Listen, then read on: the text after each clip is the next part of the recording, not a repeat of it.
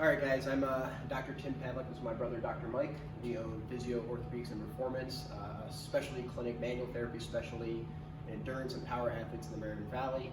We're going to be talking to a lot of our Akron students for our online lecture in the squat. The squat is a movement that's performed all the time. I'll have athletes all the time come in and say, "Oh, I'm not allowed to squat anymore." You know, and the question is always, what does that mean exactly? Like, you have a raised toilet seat, you can't have a chair, whether you're sitting with a certain weight. Squatting is a multi-joint activity that can usually be anterior chain quad dominant or posterior chain glute hamstring dominant, depending on how we set it up. And we're going to discuss that today. We're going to discuss the bracing sequence, turning on all those core musculature to support the weight before you move it. We're going to discuss the actual movement into positioning your body away from the rack into the squat position, and then the up and down motion that people think is the squat itself. So the first thing is kind of like the basics. So what we're going to do is you can do a high bar, low bar back squat. Mike, flip around for me. The high bar back squat is positioned up on the shelf of the trap. So his shoulder blades are pinched together. You can see this upper trap musculature through here. When the bar is in this position, this is more, I would say, more normal for most people. People comfortable here. It makes this movement more of a quad dominant or anterior chain dominant movement. When this guy is lowered and dropped right below those upper traps, it does make a little bit more posterior chain dominant movement. If you look into the powerlifting world, you'll have a lot of people, you can relax for a second, have a lot of powerlifters using a low bar back squat. It kind of changes the mechanics of it, making more posterior chain glute hamstring or giant muscles. And so that can work in your favor when you're trying to lift heavy weight. Our goal in this class is really to just teach you the best way to stay healthy, whether you're teaching your grandma to squat or someone who's squatting, 1,000 pounds. Not teaching them, but instructing them or evaluating how they move. And so with that, once you have your position, you're kind of rolling the bar up and down and kind of find whether it's just to do a high bar or a low bar position, then we'll get hip position. Sometimes people were taught when we were younger in gym class that your toes should always be pointed forward when you squat. That is anatomically incorrect. Everyone has a different alpha angle at their hips. Based on that alpha angle, it will depend how you set up your squat. So what we'll do is we'll use a screening method called the lock and rock. That's from a functional movement screening video by Greg Cook to evaluate that. So what Dr. Mike will do is we'll scoot up close to a wall, so he's not going to move on him that's steady. He will start his normal squatting stance, which is kind of like your jumping stance. So again, about like a basketball, get into that jumping stance, feet are maybe at or a little bit farther than shoulder width, depending upon the person. A lot of times we'll have higher level athletes go a wider stance, and they have less range of motion to cover, which can be performance enhancing, but an average person will feel more comfortable about shoulder width apart or like a good jumping stance, an athletic stance. He's going to have his feet positioned forward. What he's going to do is he's going to put his hips in neutral, and as we know from our other videos, that involves him squeezing the glutes as hard as he can, and then rocking straight backwards and letting his body just naturally fall into the wall. And when he leans back and falls into the wall, what will happen is we'll have a little bit of external rotation, a little bit of movement at the hip joint, and that glute squeeze and leaning back will kind of unweight his hips to some degree and will allow that external rotation that should be natural for his body to happen. See, we avoid doing that and we say, no, always squat with your toes forward. At some point, you will start to get some sort of FAI, femoral acetabular impingement, being like groin pain, because in a normal joint, that ball and socket should roll and glide very smooth. When the alpha angle is off or not specific to that person, it puts those and articulates those bones closer together like a closed pack position in which you will roll and have pinching at the top of that joint. So that's kind of the big thing in terms of your setup, is always do the lock and rock, and always determine if they're going to be a high bar or low bar back squatter based upon the goals, their muscle mass, and what feels comfortable to them. Okay, so based on the book that we kind of reference throughout our class, Becoming a Supple Leopard, or at least through the lab portion of our class by Dr. Kelly Stark, who's been in the CrossFit and powerlifting world, we kind of break down the squat into 3 phases. A bracing phase, a 6-inch squat, where you're kind of walking back and establishing your position, and then the full body squat itself. Down to parallel is what we'll drop you down to.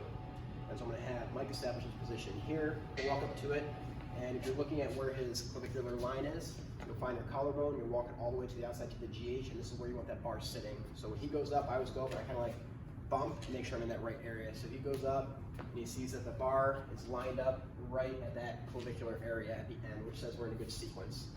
He's then going to look at the knurling, and the knurling is a transition from the smooth part of the bar over to the rougher part of the bar, and he's going to make sure his thumbs are aligned on that. He's going to get a full grip and wrapping his thumb around, and that's establishing his initial position. Bracing is always full body, right? So as we know from the deadlift lecture, the glutes are going to put you in neutral. So we'll start with the glute squeeze, which will shift his hips forward and put them in a neutral position in the spine. From here, we are non-functional because you're pushing your hip into extension in a closed chain position. but we're gonna now put your hips in position and I'll lock them down with the core. So we'll take an inhale, we'll take an exhale, and we'll get tight into rectus abdominis and obliques. And at this point, he's now tight here and he's in neutral, so you can release the glutes. Even though the glute squeeze was important, you actually have to activate those abductors to make sure you're maxing out the system in terms of torque and power. So he's going to pretend he has like a paper underneath his feet, and he's going to rip the paper. So a good cue is kind of like rip the paper in half that's under your feet, and your feet should not spin out. You should be in that alpha angle that's neutral for you based upon the lock and rock. And what you'll see is you'll see his knees almost like pop out a little bit. So relax for a second, and then go to that external rotation. You'll see his knees kind of pop out a little bit. If at any point during the squat you see any knee diving in, is you've lost that external rotation brace at that glute med. So that is an important thing to have to make sure you're maxing out the system. So now we are tighten the core, neutral the hips, tighten the glute med. Next thing he's going to do is going to pinch his shoulder blades down and back, and that braces all these periscapular muscles through here. And then he takes the bar and he attempts to rip the bar in half or break the bar in half, and that turns on the GH. So at this point, he's done the glute squeeze to put himself in neutral. He's inhaled and exhaled to tighten down the core and then release the glute so it's functional. He's pushed his knees out and externally rotated to rip that paper in half to turn on that glute med musculature. He's pinched his shoulder blades down and back to turn the periscapular muscles. And he's externally rotated or trying to break the bar in half. You'll see his elbows kind of relax here. And then go to external rotation. And you'll see that elbow move a little bit. When that happens, it's a signal that those muscles are turning on. You'll probably see them like dip in a little bit, kind of like you would with bench press. He's taking the GH. At this point, he can now take just 2 steps under the bar and establish his position. So he goes 1 step, 2 step, under the bar. At this point, he's ready for the lift off, which we will not do yet. Everything is braced. He did have to lose his external rotation or abduction brace initially, but once he steps back under, he rebraces again. The next phase is the lift off or the 6-inch squat, in which position does matter and not wasting energy matters as well. So he goes through his bracing, his glutes are squeezed, put him in neutral, he's inhaling and exhaling tight through here. He's tearing that paper in half at his hips and he's externally rotated here. He's pinched down and back for periscapular, he's breaking the bar in half and he's full body braced. He then takes his 2 steps, one under on the other side. He reestablishes his brace. And at this point, he stands directly up to load the weight. If I was a spotter, I'd be kind of right through here, ready to move him if I need to, help him if I need to, only based on his cue. And then the key here is if you have 100% of your 1 rep max and you're trying to PR here, I don't want any dancing when you're coming off the rack. I want 2 steps. I want him to know where he's going. So 1 step back, another step back, rebrace again at the external rotation. Everything's always stayed tight here, stayed tight here. You're just losing that glute med musculature when you take those movements, but you reestablish it's there, and then you'd be ready for the squat, which we'll move on to next. So the last phase is the squat itself. There's a lot of different schools of thought behind how deep you should squat. If you're part of some sort of federation or league or competition where they have a certain depth standard, then that matters, of course. If you're looking for just general health, then 90 degrees is a decent gold standard. At 90 degrees, all those forces at your patella are fairly symmetrical, and there's no pinpoint force of patella to lead to articular cartilage damage or anything like that. So squatting deep is great, but it does matter if you're trying to keep your knees healthy. So what he'll do in this position, he has full body brace through here. You're looking at a couple things, but he's going to stay with his brace, and he's going to squat down to about 90 degrees, and you're looking at the hips should not be shaky. If they are, then you lost your brace here. The pelvis should not be moving back and forth, you've lost your brace here. The elbow should be moving back and forth, you've lost your brace here. So there's elbow movement, and we've lost it here in a couple here. If there's shakiness at the hips, you've lost a brace here. If your knees buckling in and out, you've lost your brace on the external rotation. So glute med, lack of bracing would be shaky hips back and forth. Pelvis moving back and forth would be lack of core activation through here. Elbows moving back and forth would be lack of bracing into the GH and periscapular muscles. If I was his spotter, I'd be in this position, and he'd be going down, I'd be ready to pull him close if I need to help him stand back up. When he walks back in, I'll take those 2 steps, my hands will go here, and the thumb will kind of slide in. I'm not pushing, I let him make contact, and I solidify the contact. It's crazy the number of people you see at rec centers who the spotter decides that they're going to rack the bar, and that side bangs off, and that side bangs off, and all of a sudden we're all falling backwards. So I want to almost like hear that clang and establish, and just give him a little bit of over pressure to make sure he doesn't bounce back from a spotting standpoint. So that's basically the full body bracing, the lift off, the step back that needs to be fairly specific in where you're stepping and not a bunch of movements through there, and then the squat itself. Let's move on to some mobility and stability stuff. So for mobility and stability, you really have like a million options. For mobility, we'll talk about hitting depth in terms of like hip range of motion, deflection, and then we'll talk about the key spine mobility that matters in the squat as well. So for depth, we'll do like an assisted squat, where he'll grab something that gives him stability, so we don't really need to worry about core activating or anything to keep you stable here. We're just using that bar to kind of modify it. He'll squat down kind of as deep as he can. A lot of times what I'll tell people to do is kind of like shift your weight side to side, almost like move your hip in and out with internal, external rotation, and kind of look for like a tight spot, not painful, but tight, and then hold that position. Research says you need 18 seconds to make a permanent change in terms of static tissue stretching. So he would hold that for 18 seconds, find another tight spot, and that would kind of work through his depth range of motion, and kind of hit any tight adhesions or spots inside the hip capsule or anything that's not moving super well. So nothing crazy complicated there, probably a lot of different ways to do that, but an option. Next thing is a key spine mobilization. Once you lie on your side facing the camera.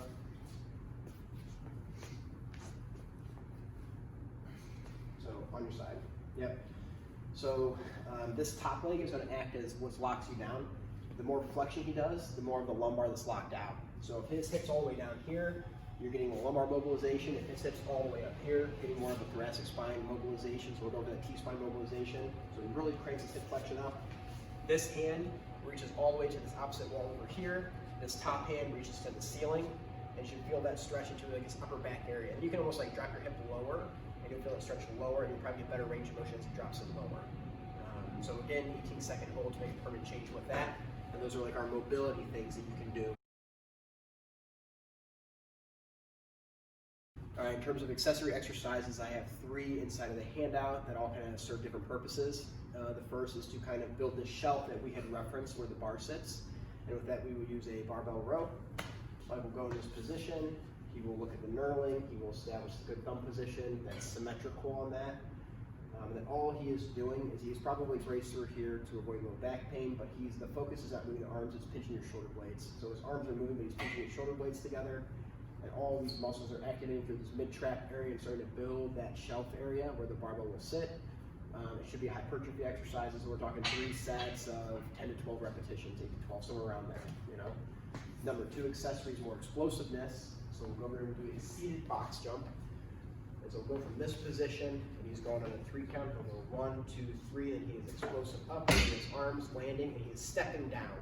The keys or client should always step down because it lowers your rates of Achilles blowouts or irritations with that because of that heavy negative when you jump off the box. So even in CrossFit, they changed it in like 2012 or something like that, where you didn't have to go through and do like the box jumps anymore, where you repetitively cycle them on and off. They allowed you to go through and do step downs instead, which is definitely more safer. You know, they're having people go out of keys.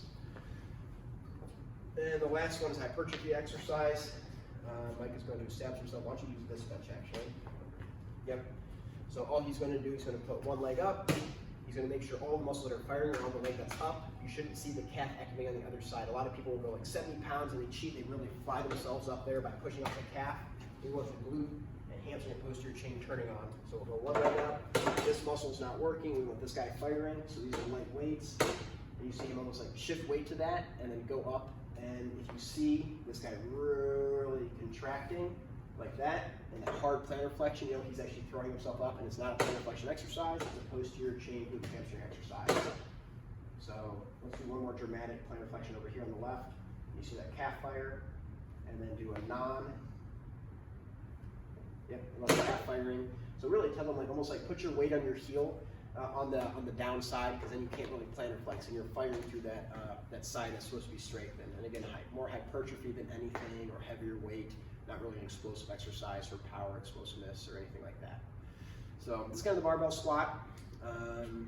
Feel free to message us, myself or Dr. Mike, if you guys have any specific questions. But thanks for everything today and hanging out with us.